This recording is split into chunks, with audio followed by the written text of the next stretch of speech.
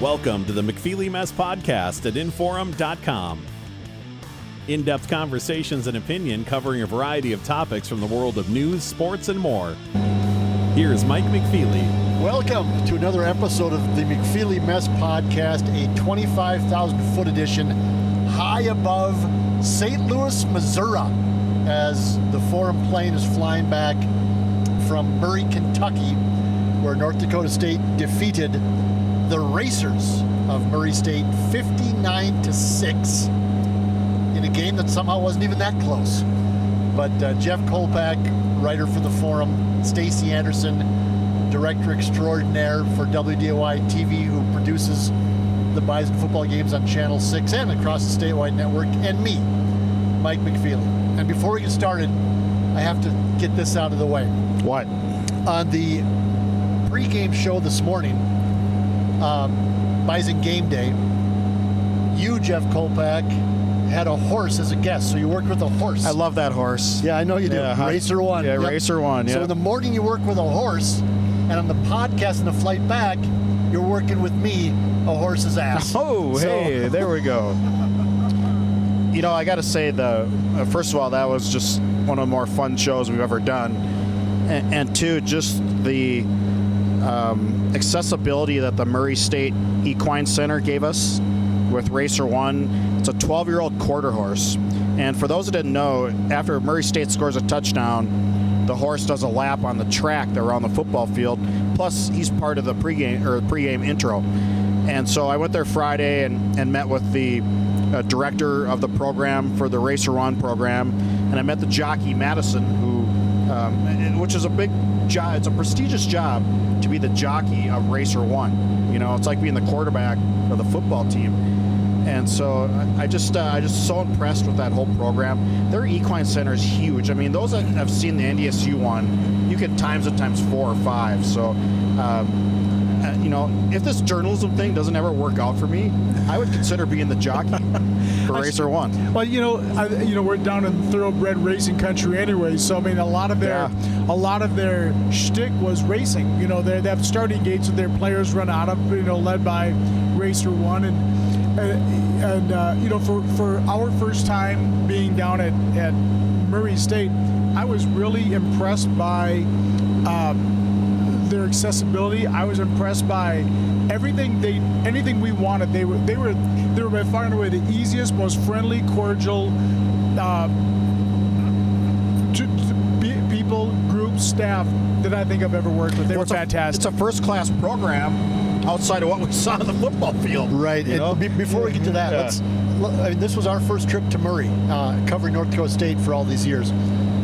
Stace hit on the really nice athletic staff. You know, the coach seems like a really cool guy, fun guy. But what'd you think of the locale itself? It's our first trip to Murray, Kentucky. What'd you think? Yeah, I mean, I guess I was, you try to keep an open mind, but certainly better than Macomb. I liked it better than Carbondale. I liked it better than, I think, Terre Haute. I mean, it's smaller, but there's a certain vibe there. I felt it was busy. It's a busy town. You know, It's not sleepy. No, here's what I thought was cool. We went to dinner last night. Most of us all went together, and we walked out, and from the parking lot of our restaurant on a hill, we could see the stadium lit in the distance. I mean, it was really cool. I mean, that town is very built around Murray State, and the locale. So we went and picked up Dom and Kyle, Emmanuel, and a couple of guys who rode the plane down, and when we drove through the backwoods of Hardin, Kentucky, and this area, it's very rural.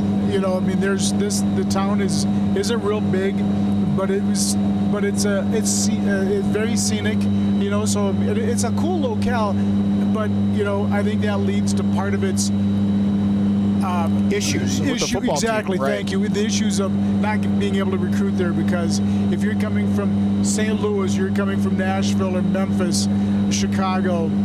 This is you know, we always hear about geography's bad for North Dakota State to go to FBS. I cannot imagine what it's like for Murray State. Well, let me start right there, because NDSU brings in a recruit from Florida. Okay, let's just say that. So they fly him up from somewhere in Florida to Minneapolis to Fargo, and you're essentially on campus when you land. You are. You're right there. The dome's right there. Or you have the direct flight from Dallas, and they get them on. They land at Hector Airport.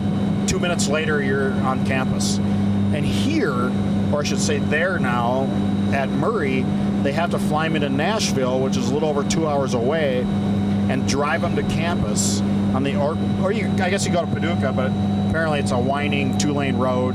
That's and it's also a regional airport in Paducah, right. So it has like 2 flights a day that go to Charlotte. So if you're coming from anywhere else, you're not going to Paducah. Right. You're going to go to Nashville. But we talked to Zeb Nolan, the former Bison quarterback, on Friday, Jeff, at the stadium, and he said that's really one of the issues, as you said, with recruiting. It's not just getting the kids there, it's also the parents. Parents, yeah. Because the parents all want to come and watch their kid play college football. And so if you have 6 or 7 home games a year and you're from somewhere else, how the hell to get to Murray, Kentucky? It ain't cheap. And if you have to fly into Nashville and rent a car. Renting a car and driving for 2 hours one way. And then after the game, you got to drive back to Nashville and then fly to wherever. So it's a tough place to recruit to. So Jody Wright has his work cut out for him. Again, as we saw today on the football field, it was not pretty. Well, what Tim Miles always said and what he told us over the years, that when you take a new job as a coach, it's always worse than what they tell you. It's always worse than what they tell you. Like when he took over Colorado State, it was worse than what they told him. And so I'm guessing Jody Wright taking over Murray State, it was probably worse than what they told him. Yeah, it just sounds like there's some issues with accountability and discipline and obviously talent. And Jody Wright tried to completely overhaul the roster with, we keep saying 53 transfers. They actually have 63 new players between some of the new freshmen that came in. So there's 63 new people on the roster this year for Murray State. And that's almost impossible. And when you try to bring in 53 transfers, there's going to be they always transfer for a reason, and you're not transferring to Murray, Kentucky for NIL. You're transferring to Murray, Kentucky because you couldn't play at the other place, or the coach at the other place said, you know what, son, it's time for you to move on down the road because A, you're not good enough, or B, you're a pain in the ass, so move on down the road. And I think, Mike, you hit it on the head. We saw a little bit of each one of those components during the game. Some undisciplined play. Certainly a whole lot of lack of size and speed. And, I don't know if there's a player on that team you'd say, he'd look good in a Bison uniform. I mean, there is no size, again, no speed. I mean, at a point I just kind of felt, we had some Kentucky guys on our crew today. You feel bad talking about, wow, these guys they're not, they're really just a step behind. I mean, Justin Ollie said it. What do you think there was? Less than 1,000 people at the game, and about 600 of them were Bison fans. It was an announced crowd of 6,133. An announced crowd of 6,000. There was not 6,000 there wasn't 6,000 people there. If you watched, you could tell. There was a good Bison crowd, but it's a Missouri. It's a basketball school, and they're trying to get people wrapped up into the racer part of it, into the football part of it, and it's not working right now. And last thing, then we'll move on to the actual game. But I have been a critic of the Missouri Valley Football Conference for letting Murray State into the league and doing it so easily. Murray State got itself in a bind because it was in the Ohio Valley Conference in all sports. Then it moved, for basketball reasons, it moved basketball and all of its Olympic sports into the Missouri Valley Conference. So then the football team was on its own in the Ohio Valley, and they went to the Missouri Valley Football Conference and said, well, can we be in your conference? And the Missouri Valley Football Conference voted them in 11-1. 11 or 10-1. I think I had 11-1 in my column, but I think it was wrong. I think it's 10-1. The only vote against was NDSU, and Dean Brashani told me that in the meetings, he kept saying, we're making a mistake here because what do they bring to our league for football? We don't have to do this. We can say no. And the other 10 schools, in part because it was NDSU wanting something, and the other 10 schools are going to say, screw you, NDSU. If you want up, we're going to go down. If you want down, we're going to go up. But the other part of it was, it's just like, whatever, who cares? Let them in. It'll be an easy win for us for a few years. You know, the Southern Illinois, the Illinois states, and the Missouri states, Indiana states, look at Murray and go, hell, for us it's a win. You know, let's let them in. But I have been a harsh critic. I remain that, but I feel kind of bad about it because they're so nice. The waitresses we had last night were so nice and friendly. The hotel staff was so nice and friendly. Everywhere we went, friendliest town in the valley, friendliest town in the world. Yeah. The nicest people in the world. But boy, their football program sucks, and I don't see it getting better anytime soon. Well, again, and we saw that today with just a lack of athleticism, everything. Saw when the offensive linemen and in the elevator after the game in the stadium, and it just didn't look like a Bison offensive lineman. I'll just leave it at that. You know, they just got a long way to go. And it's one thing to try to build a program, but when you have no defensive players, and to try to bring in, it's hard to bring in defensive players who are instantly good. That's the side of the ball where you have to be more developmental, because it's hard. I mean, easy to bring skill players in. Hey, you're a receiver, go catch the ball, run this route. You're a running back, do this, do that, make a guy miss, score. Defense players are different because it's a system. You know, it's schemes. It's all that. And I was going to say, you know, schematic. It's the ability to know immediately where you're supposed to go upon snapping of the ball. You know what your keys are. And, you know, defensive coordinators, same with offensive coordinators, change from time to time and different things. So it's but you're right. Defensively, if not everybody's on the same page, it's pretty obvious when things break down. And that's where they're at today. If Cam Miller, if NDSU was down to one quarterback and Cam Miller had to play the whole game, and say Murray State was scoring, he would have been 29 of 33 for 490 yards and 7 touchdowns. I mean, the receivers are wide open, and Cam, you give him time. No pressure. I mean, the only 4 incompletions would have been drops.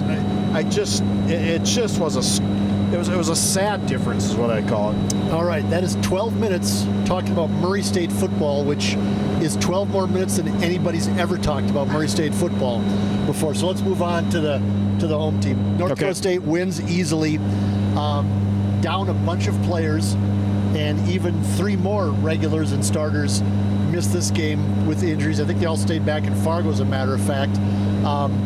Offensive lineman Griffin Empey, wide receiver Makai Collins, and defensive tackle Will Mostart were 3 that we didn't know were going to be out until today. And that's on top of everybody else, the Dylan Hendricks, Oscar Benson, Jalen Duffy, Cole Payton, all that thing. Despite that, and the fact that the Bison are coming off a massive rivalry game victory last week that was emotional, physical, all of those things, Bison jumped out to a 21-0 lead in the first, 8 minutes of the game. They went down the field, 75 yards, 6 plays in their first drive. No resistance. Cam Miller never reached 3rd down in the first half.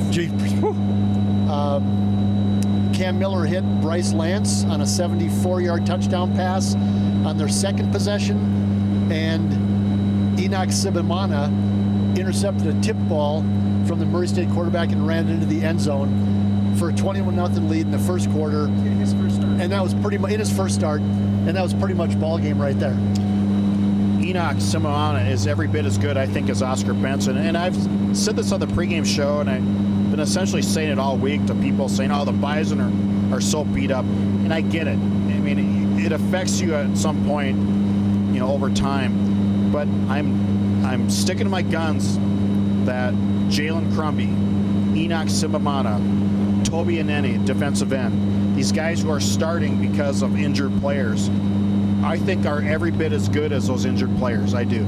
I think that future in that defensive side of the ball and both sides of the ball are really, really bright. I agree. I think this Bison defense right now, like in the version they're in with the injured players, I don't think these guys realize how good they can be. That D tackle. Keenan Wilson. Keenan Wilson. He's going to be a player. He's going to be a star on that team. Enoch Heisman's been really good at D tackle. Heisman. I mean, they're just so good. I don't think Logan Larson had 5 solo tackles today. I don't think they realize how good they can be yet. I think since the Bison hit conference play, there has been a switch flipped that these guys have really started to gel, I think, it was amazing. I think, the really cool part about this is that Nate Hayes comes in midway through the second quarter. He got meaningful playing time with good reps with the ones. He got good looks from Paulsek got his backup quarterback 14 passing attempts. Yeah, that's what I mean. Against quote varsity defense. I mean, it wasn't great, but there's still live action. They're trying to knock him down. They're trying to do stuff, and we saw some things from Nate. The kid can throw the rock. I mean, he's got a big fastball that he winds up with. 9 of 15, 1 drop. It could have been 2. He should have been 11 of 15, frankly. Yep. The kid can scramble. He's good on his feet. I mean, he's probably, get Kramer with him for another year. He's going to be a lot bigger, a lot stronger. I think this kid's upside is huge. Huge, Mike. Huge. Speaking of upside, Bryce Lance is reaching his upside. I mean, Tim Paulsek said from the start, I don't know why Bryce Lance only has 1 career catch. And he's said publicly now, we're not talking out of turn here. Paulsek has said publicly, if I was the coach, he would have more than 1 career catch. I don't know what his season total is now, but he was targeted 4 times today, had 4 receptions, 3 touchdowns for 108 yards. And he never played before this year. And he didn't see the field last year. Never saw the field. That's crazy to me. That's a head scratcher. It really is. So, he is a weapon. Marty Brown again looked good. I mean, just Barika first play. Barika Penu, 24 yards. Yeah, looks strong. And Cam Miller, like Jeff said, he played whatever, a quarter and a half or thereabouts. 5 for 5. Just looks sharp as a tack. Not one Murray player laid a hand on him. No. Not once. Nope. And then offensive line. The Bison not. I mean, again, I point this out every week, but going into the season, we were wondering, because we're dopey sports writers and sports broadcasters, like, oh my God, who's going to be the receivers? Who's going to be the playmakers? I think they're fine there. Oh my God, the offensive line. They don't have 2 guys coming back. I think they've been fine there. And they brought in a backup, Jack Lewinsky, today because Griffin Empey was hurt. And I know it's Murray State, but did you notice a drop-off Not at all? a heartbeat miss with that. No. And then the second half, when it was all second and third stringers in there, you saw the Bo Johnsons. You saw the other... Pontius. Hunter Pontius was in there, but there's another red shirt. Oh, I'm forgetting his name. Devin Lockerbie was in there. Hayden Johnston, the backup center, played the whole second half. I mean, we always critique NDSU way too hard because we see them and the expectations are so ridiculous. Yeah. You compare the offensive line that NDSU has this year that we thought was maybe questionable, I'd take over any other offensive line by far. Other than South Dakota State was good. I think the Bison offensive line's better than South Dakota State's, but compared to what Murray rolled out there, compared to what UND rolled out there, compared to what everybody's rolled out there. Mike, and I think that NDSU offensive line, I know that was a big question mark. Dom and I have talked about it ad nauseum. They came out against Colorado and were really good. They don't make mistakes right now. They're not making holding penalties. They're not making movement. They're just doing a really good job. They're a very, very sound offensive line. And if the defense again got dinged again for a couple of offsides lining up the neutral zone. I know LaShaka got one, and I think every week there's an offsides, and every week there's a sideline warning. I was just gonna say the sideline thing. He's like, who's the get back guy? Kolpack, get back. Who's the get back guy? Oh God! I don't know how that happens. It's comical right now that happens at this team. But I think they do it in celebrating. I mean, geez, you'd think that I think a coach is going to get hurt at some point. You know, when they chest bump, high five each other in the air, it's like, oh my God, someone's going to get hurt over there. What do we take away from this game in the big picture? I mean, again, this was not a contest. The starters were out. Many of them were out before the end of the first half. What do we take away from an NDSU standpoint from this contest? So I would take away that the Bison came there on a business trip, took care of business, and are now leaving. You know, I mean, it was game in hand, let's just go, we're done. I think they got some real valuable snaps for a lot of 2s and 3s. I think that was huge. And I think that, you know, they gave a lot of guys that are banged up a lot of rest. You know, so I mean, I think there's a lot of positives that came out of this. I came out a positive for me is Berea, Kentucky's a nice place. You know, that's about it. Well, what I saw, and I wrote about this, is that I saw a more mature team, I think, coming off a big win, because coming off the win against UND, one of your rivals, next week was at Southern Illinois, and I thought it was an okay 24-3 win. You know, thankfully Cam was hurt in that game, remember? So he was really limited. Yeah, you're right. I'll give you that.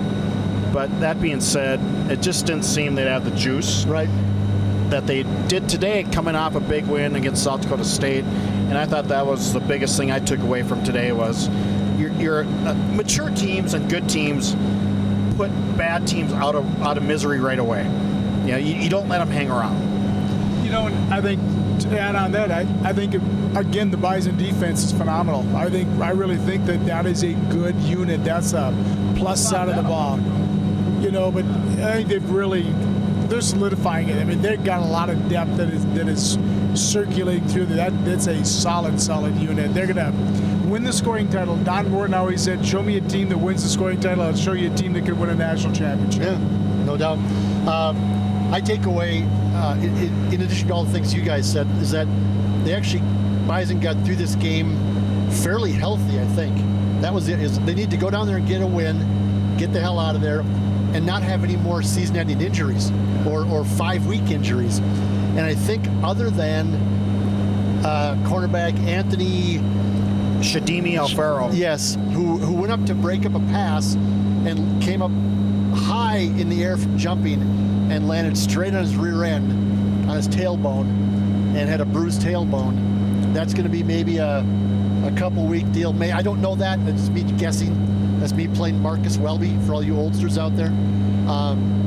But that's really the only injury that I saw that might be costly, you know, keeping him off the field for an extended period of time. Well, at least Northern Iowa, but they should get Jalen Duffy back next week. So, you know, and I think Duffy's pretty good, too. But tight end Carson Williams went down in the end zone. It turned out to be a stinger. And Caden Steindorf hurt his ankle because they blocked a punt on him. One of two in a row. All right, let's go. We need to go there because NDSU had 2 blocked punts, although they had their third string punting unit in there. And then Tim Polsek, after that, fakes a punt up like 52-3 or something like that. And I'm sure people are going, what's going on there? But I think it's tit for tat, right? I mean, he told us that after the game. It was a gamesmanship, sportsmanship. Like up yours if you're gonna block a punt. If you're doing the all-out block punt on our third stringers, okay. Yep. You know, and I think and Tim said that after the game that if you know we got to school up our second and third team guys if you know we're going to be on the punt. You know that was the deal, and I understand that. I also understand that if you're going to put 9 guys in the line of scrimmage and stop the run, we're going to throw the ball on you. I mean, you know, and I think that Jody Wright said, you know, thanks for keep playing. You know, we can't get better if you just take it easy on us. So, you know, I think that there's some. Yeah, I was curious about the post-game handshake, and it was they were hugging each other. Yeah, it was friendly about it because you know what? Because Jody Wright's correct. They're not going to get better if people just take it easy on them. If they just start kneeling on it. You know, but you play your game, we'll play our game, and you know and our 2s are better than your 1s. In the line of scrimmage, they were run blitzing. Yeah, I mean, that's what I mean. We're going to throw the ball at you. Okay. Yeah, you know, and that's I think what Tim said too. Okay, if you're going to all out try to block our punt, we're going to fake it on you. So, give somebody something else to think about. One thing about Mr. Steindorf, nice guy and everything, but he's not Matt Voigtlander on the fake. No. He looks much more like Mike McFeely trying to run than he does Matt Voigtlander. Yeah, but that's it. North Dakota State and South Dakota State and the really good teams in FCS, they're walking a fine line. The Bison can't do anything right.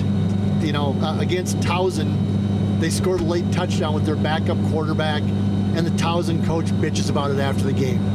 Down in Southern Illinois, NDSU kept running the ball to get some reps again for some backup players, and Nick Hill says to Paulsik after the game, you could have taken a couple of knees, but then on the flip side, Bubba Schweiger's trying to score a touchdown with 2 seconds left, calling frickin' timeouts with 30 seconds left, down by 4 touchdowns. Right. Because he's trying to, so no matter what NDSU does, they're going to piss off somebody because they're NDSU. Yep. And it's easy to point the finger at the big bad bully and say, you know what you guys keep doing is you're picking on us. Hey, listen, Peter Halgo was going to get, 20 yards, 20 carries at a time. Yep. It is what it is. You're going to have a lot of guys who Peter Halgo had 12 carries for 7 yards. Hard 7 Every yards. time he got the ball, he had 10 guys in his grill. Yep. Yeah, exactly. Run blitz. That's what they're doing. They knew that NDSU was just going to try to run the ball short in the game, which they should have, which they did. So I think in the Valley, you got to buck up, soldier. It's what it's about. They're going to punch you in the face, and you better be able to take a swing back. Are we surprised in any way that North Dakota State is 8-1 at this part of the season, staring to possibly being 9-1 with a Northern Iowa team that appears not to be the same old Northern Iowa? They're a Hail Mary play away from being undefeated too. Correct. Am I surprised? Are they better than we thought they were going to be? I guess that's the question I'm asking. Is NDSU better than we thought they were going to be? Because for me, they are. I think so. They're better than I thought they were going to be. I like the spark that Tim Polasek has given this team. I really do. I think there's a new energy. I think there's we get to talk to those coaches, and I like how all of them react to stuff. They're thoughtful. They're football guys. I don't know. I like the cut of this team. They're gonna surprise some people. I think. Well, Mike, you wrote the column before the Bison played UND on their next 4 games, and if I'm using my Racer One horse whisperer mentality here, I think you thought maybe 2-2. I thought 3-1 for sure. 3-1 with the possibility of 2-2. Yes. Yep. And that was maybe I was burned by East Tennessee State, and I was burned by. Well, we all were. The second half against Towson. Stats are stats. I mean, they gave 270 yards rushing. Yep. So I guess I'm a little surprised that they're 8-1, but more than that, they just look way better. I mean, it's NDSU, so. But they were going to be 7-2, or it's not. That's a bad start for NDSU. How sharp they've looked, and how much I think some guys have gotten better. I knew Cam Miller was going to have a good year. He's the best quarterback in FCS. Tommy Malot's great. Cam Miller's a more complete quarterback than Tommy Malott. No doubt. And that's why I'm a little. Never surprised if NDSU is 8-1, but wow, it's an impressive 8-1. Yep. Mike, I think the thing that really that surprised me, and I said it earlier, since they started conference play, they've moved some players around. They out of necessity or for whatever reason, but they've done it the right way. It feels like they've found spots where those guys should be playing, and I think that has been the biggest key. I don't think they're worried about hurting players' feelings. I think they all want to win, and so everybody's on board saying, if it's going to help us bringing this guy in, great, let's do it. Yeah, and we keep forgetting. I know that, and Jeff isn't wrong when he says that there's not a lot of drop off, if any, with some of these backups, but they've still lost a ton of guys. Yeah. Starting with Cole Wisniewski. In fall camp, we learned he wasn't going to play because he had a foot problem. Imagine if Cole Wisniewski was on the field, All-American safety. My God. I mean, imagine if Dylan Hendricks was still out there. My God. I mean, it just good player after good player, and they're still playing fantastic. Depth. It's depth. I mean, I don't know how else to explain it. And and they always lost guys during those title years too, and found guys to replace them. And I think we're seeing that right now. Well, and we'll see if they make Frisco, but I think we're seeing that. I don't disagree with you either, Stace, when you say that there's a different vibe about the program under Tim Paulsek than there was under Matt Entz. But can we give some props to Matt Entz and the previous staff for recruiting? Okay. Yeah. I mean, I liked Entz. I know that's not a universal thought among Bison fans or local media. I didn't mind the guy. I think he took way too much crap, more than he deserved, and some of it he brought on himself with his personality. But there's this belief that like the Bison just were dropping off the table under him. They got to the semifinals last year. They got to Frisco the year before. South Dakota State was just damn good the last 2 years. And there's been some drop-off in some positions. You know, running back needs to be better. Tight end needs to be better. They missed on some guys at safety, but they seem to be doing okay there. But the other positions, D-line's pretty damn good for FCS. Offensive line's pretty damn good for FCS. Wide receivers are wide receiver. Good. We kept hearing from Entz all these years. There's the best wide receiver we've ever had here. And we keep going, well, where is it? Show us. We're seeing it this year under different staff, under different head coach and different offensive coordinator. Well, let's not forget, too, though, that Matt had to go through the pandemic. He had to go through the starting stages of the transfer portal where he lost a lot of guys. I mean, they could have had, and we said this before, defensive backs this year, Siegel, Eubanks, Dom Jones, they still would have been playing. Kobe Johnson would have still been playing at running back. So he had to withstand that. And in the last year, since Tim came here, they just really lost Eli Green, and that was late in the portal window too.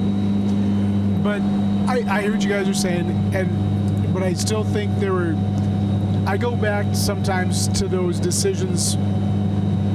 Why is Bryce Lance having a breakthrough year now, and why wasn't he on the field last year?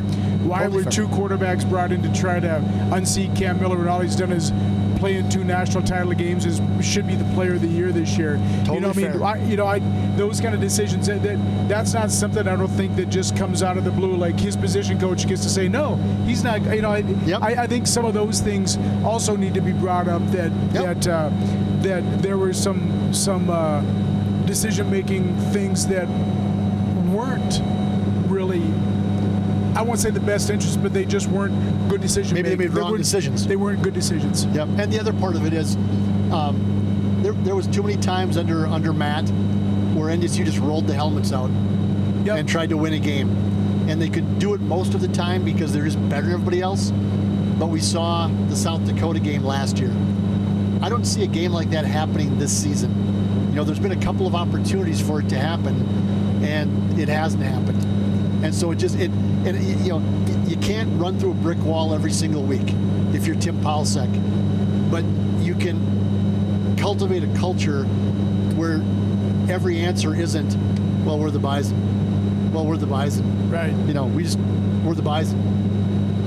I don't hear that a lot anymore. I don't get that feel a lot anymore from the Bison program. I like the feel that there's accountability in the program again, that you're accountable for your actions, you're accountable for your preparation, you're accountable for doing your job and being where you need to be. And I like this team. I think they're playing tighter, they're playing more disciplined, even with the offsides and the sideline warnings. Think about the couple years before, one of my beefs were, geez, it just seems like this team has a struggle tackling. They don't have a struggle tackling anymore. We've stopped talking about that, haven't we? I just really think that a lot of those small things, the details that were what felt like were slipping, aren't there anymore. Now, can they get better? Absolutely. Quit being offsides in the defensive line. Everybody take a step back on the sideline. I think it's led by the head coach, but whatever, yeah. So, but those kinds of things are there, and So, I mean, I think that's what I think about the vibe. You know, we'll see if that vibe continues into even next year. Well, the vibe next week is Northern Iowa, and in days gone by, that was a slobber knocker. It was really the Fights. first. It was really 2008. Remember the fight that started it? It was sort of the rivalry game. It was the rivalry game. When NDSU first got in, and before the Dakota Marker really took off, Northern Iowa was the rivalry game. I mean, and they had some good teams and some great athletes. David Johnson, Doris Fountain. Without NDSU, Northern Iowa has 2 national titles. Yeah, I mean, damn, they were good.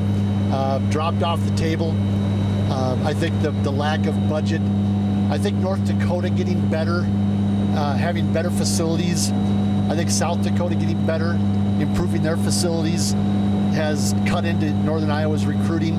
I was told by a source this week that North Dakota, UND I'm talking, hasn't lost a recruit to Northern Iowa for 2 years. Whereas it used to be the other way, that Northern Iowa would always get the kids, and they would pick UNI over UND. Now they're picking UND over UNI.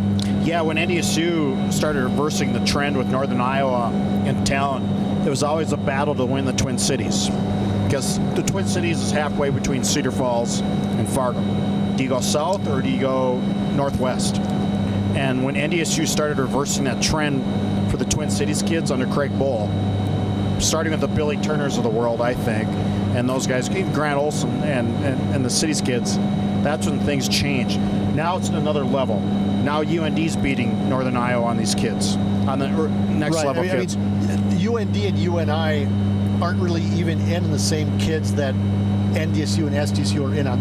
NDSU and SDSU are competing against the MAC, against the Mountain West. UND, UNI, South Dakota, Illinois State, they're all kind of trying to pick up the next level of kids in recruiting. But Northern Iowa is bad this year. They're not good. Don't forget, Craig Bull's the one who said, I want those kind of players. He was talking about you and we need those kind of players. We need those big, strong, fast, physical, really skilled guys. James Ruffin, man, I'll never forget the post-game press conference down at the Unidome. Northern Iowa, I can't remember the score, but won the game comfortably. Yep. And James Ruffin comes in, he's a defensive end, 6'4", 260. Walks into the post-game press conference, and I look at him, I go, all right, that's the guy the Bison don't have. They don't have that guy. Nope. And Craig Bull, that was a press conference where he said, we don't have guys like that. Yep. We need to get guys like that. Yep. So we'll have lots of time this week to talk about Northern Iowa and talk about NDSU. But anything else as we wrap it up on the flight here? I have nothing. I just this team's running full steam ahead. I do. Okay. I think they're rolling. Okay, good deal. We'll wrap it up there. This has been the McFeely Mess Podcast, 25,000 foot edition. Jeff Kolpack, Stacey Anderson, and me, Mike McFeely. Thanks for the drinks, Mike. Appreciate it. Yes, we're glad that we have Crown Royal sponsoring the 25,000 foot podcast on the flight back from Murray, Kentucky. Talk again soon, folks. Thanks for listening. Thanks for listening to the McFeely Mess Podcast at InForum.com. For more podcasts and columns, head to InForum.com and search Mike McFeely.